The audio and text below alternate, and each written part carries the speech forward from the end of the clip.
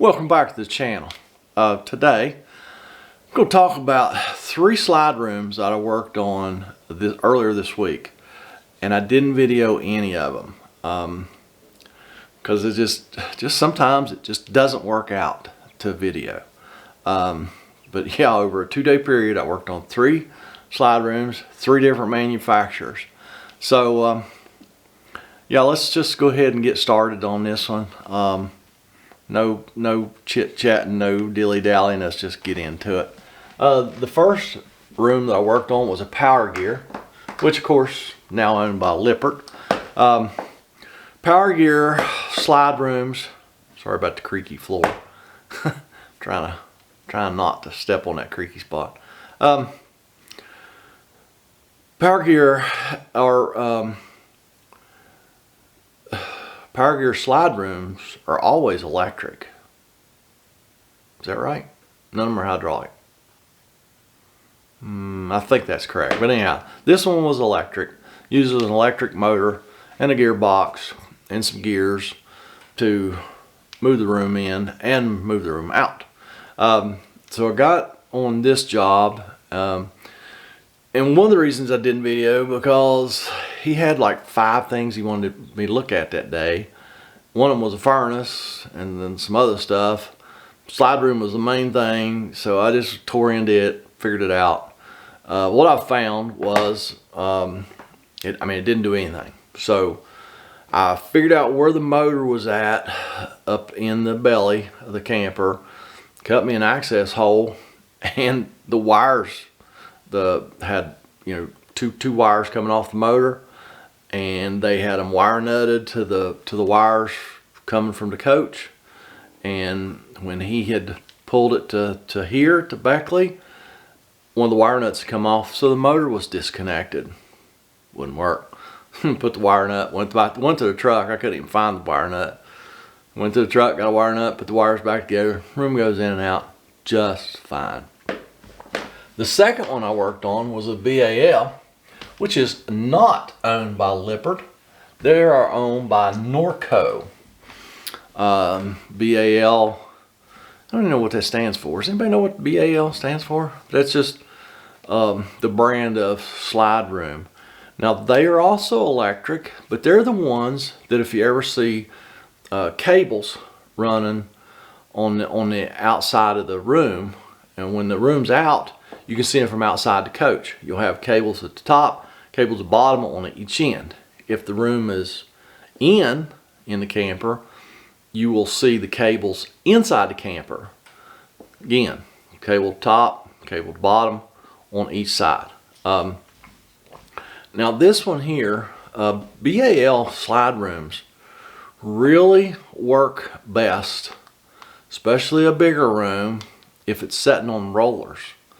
And I thought that BAL required the coach manufacturers to set those rooms on rollers. Now this is a 12-foot room I was looking at, and the customer says it's just really slow, and typically you have to help it whether you're coming in or going out. But I know for sure when you put the room out, you have to help it the last foot and a half or so, foot and a half. So I looked at that one, saw that it was not setting on rollers. The room actually will have, if it's setting on rollers, you'll have your big room, and then at the bottom of it will actually on the floor will actually be metal rollers with bearings in them.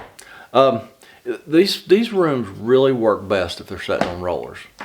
This one was not, so it was just a little sticky. A little silicone lubricant on the bottom of the room would help that room immensely. I did suggest to him that we could do a high torque motor also, and that may make it work a little bit quicker. I don't know. That's $300 and some for a high torque motor gearbox. And yes, if I'm going to do one, either the gearbox or the motor, I just order them together, because even Norco says it's best to just replace both as a unit rather than one or the other. So yeah, he chose not to replace. He's probably just going to do the lubricate thing and see if it works a little bit smoother for him. So we'll see. He may call back later, he may not, who knows. The third one was a Schwintek, which is owned by Lippert, like everything else. So it was a bedroom slide, and what would happen is one end would move, the other wouldn't move at all. And he said he'd done a pretty good job diagnosing this thing. He had found a controller, the room controller, motor controller, and it had a fault code of 8 blinking lights. And if you look at the controller, 8 blinking lights, what it'll give you 1 or 2 green lights. That'll tell you it's motor 1 or motor 2, and then you'll get red lights blinking, and you count the number of blinks. There's a little legend on the controller. Well, 8 red flashes was a shorted motor or a shorted wiring harness. Either one of those is plausible. Usually it's the motor, but I have found a bad wiring harness. So you know, you just start diagnosing and you eliminate things until you figure out what's wrong. This one was kind of easy because he told me, he said, I've already popped the motor up out of the bracket. If you've ever worked on a Schwintek slide room or watched me work on a Schwintek slide room, you know there's a motor on both sides of the room, up high, and the motor just sets down in a bracket, and you got a screw from the outside of the camper through the trim that keeps the motor from raising up out of the bracket. Well, he had already removed the screw on the motor that he was having trouble with and popped the motor up out of the bracket, but that's as far as he went. He had removed one side of the fascia inside the room, but he didn't remove the top part. So that's why he didn't find the problem that I found. So I went in because I needed to access the motor to start diagnosing. So I went in and took the fascia off the side like he had before, and then I took the fascia off the top. As soon as we pulled the fascia off the top, there was the connector for the motor just sticking out there, nothing connected to it. I was like, aha! I figured it out already. I asked him, I said, did you unplug the motor? He said, unplug the motor? I'm saying, so you didn't unplug the motor? He said, I didn't know it plugged in. Okay. So the wiring harness had dropped down in the bulb seal good 6-8 inches. So I fished up got the wiring harness up there, plugged it into the motor. Voila, well, as soon as we got the motor back down the bracket, voila, the room worked perfect. So somehow that Schwintek motor had come unplugged, and he was that close to diagnosing it and fixing it himself. If he had removed that top fascia, he probably would have seen that connector sticking out there with nothing hooked to it, and he might have went, aha, it's not hooked up.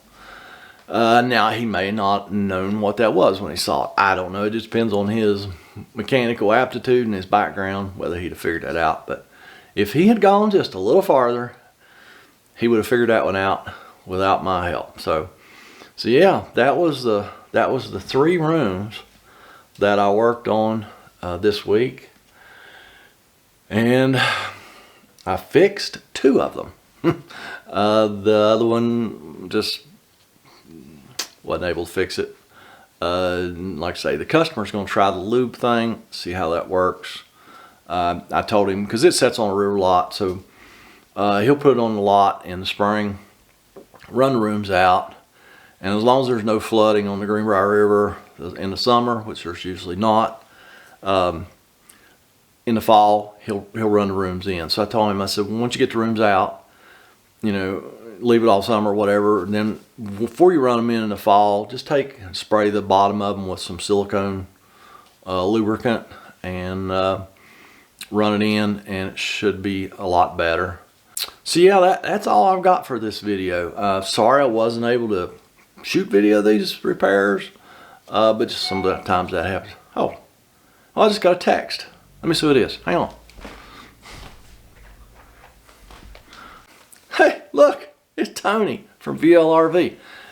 You know, him and Tanya have a YouTube channel. It's called Your Friends in the RV Business. If you want to go see some, he's a really good tech, okay? He's not been doing it that long, but man, he's good. He's pretty sharp cookie. Does good videos, so go check that out. Your Friends in the RV Business. I think you enjoy his videos. I know he'd enjoy you watching them. While you're there, you might as well subscribe, and you might as well ring that notification bell as well. So that's all I got for today. Thank you so much for watching, and we'll see you next time.